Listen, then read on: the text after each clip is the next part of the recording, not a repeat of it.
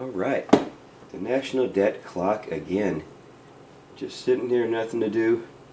No work today again. So I'm broke. My knee is wrapped up because it hurts. No insurance, I gotta doctor it myself. And no money here. Anyway, my financial worries.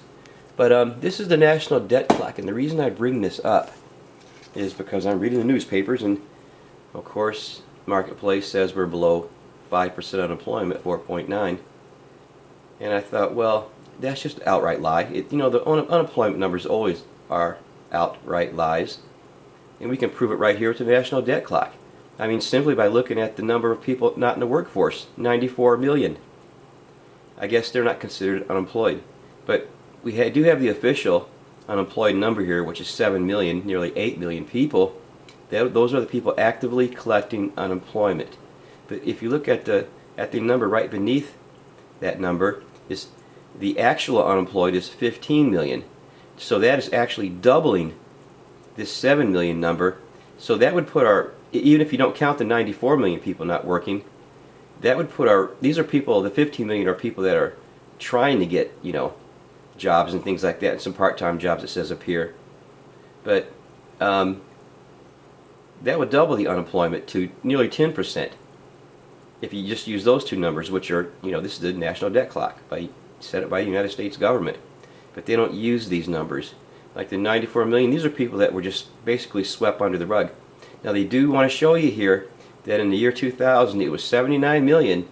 So hey, it's not even 20 million more, 16 years later. But if you recall, in the year 2000 was really bad. We've had some really bad years from the 80s. We really haven't had a really good solid economy since then. It's been very frugal, up and down, up and down. A lot of people unemployed. I remember 2000. There was a lot of people unemployed.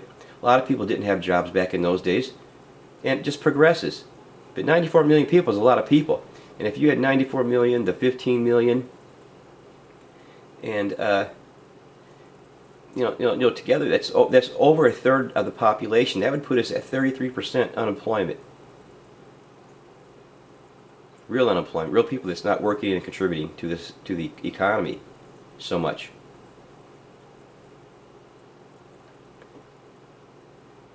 So the 4.9, that is not true. Now we did have disappointing job numbers, that job created last month, of course.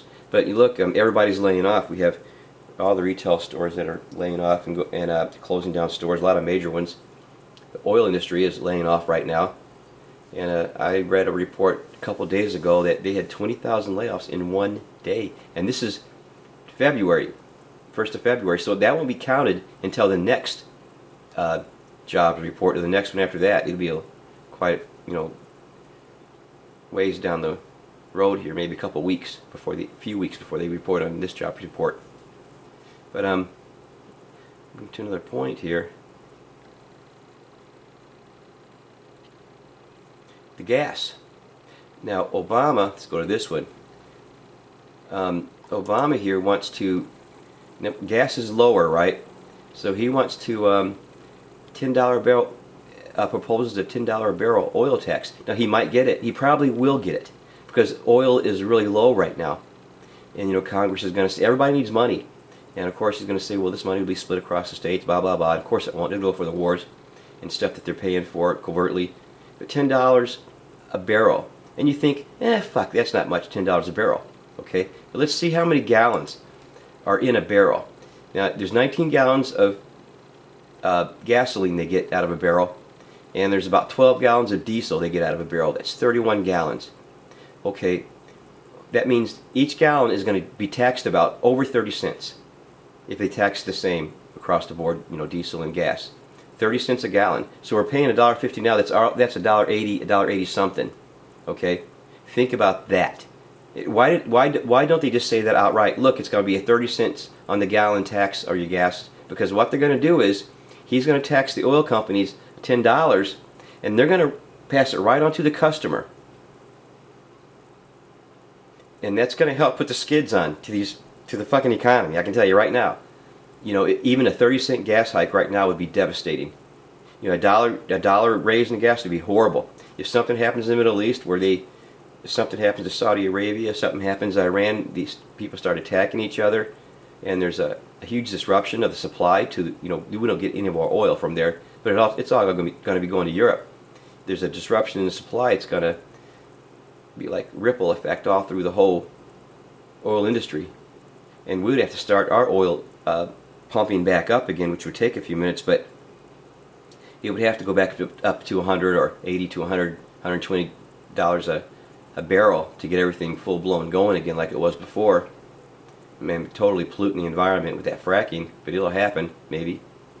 And but then you're going to have the 30 cents on the gallon on top of that. You think this is fucking ever going to go away? Once a tax is put on something, it never goes away.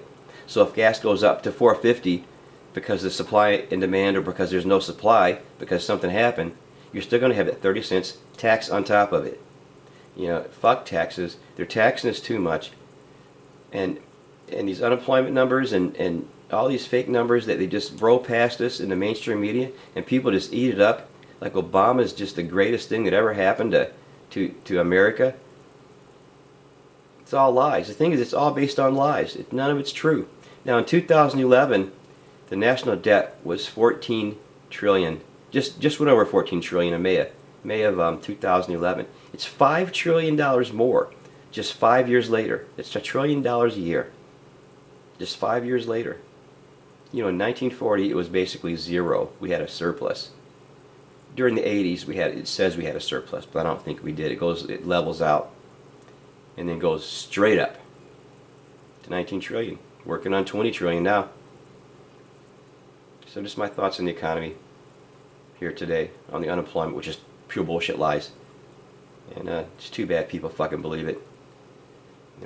America needs to do something, but of course we won't, because we're too fucking fat and fucking lazy and broke.